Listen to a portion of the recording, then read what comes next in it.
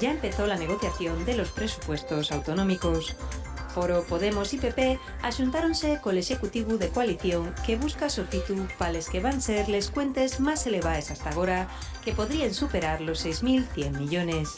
El Ejecutivo asegura que los tres partidos de la oposición amosaron voluntad de diálogo.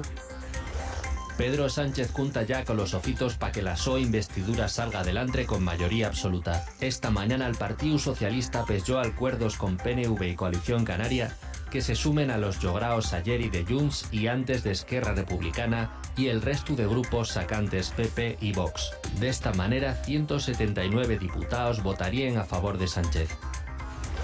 El mozu acusado de participar nunha carrera ilegal nun polígono Urbieu e mancar a un traballador municipal dixo en el xuicio que diba a unha velocidade adecuada e que foi el vehículo de la limpieza al que fixo un cambeu de sentiu non permitiu.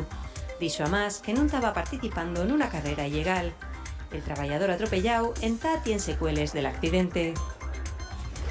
El Ministerio de Agricultura confirmó 2 casos positivos de lingua azul en ganau bovino nunha explotación de Xixón. La infección transmítela a un mosquito de la misma familia que el que causa la enfermedad hemorrágico bovino y no afecta en ningún caso al consumo.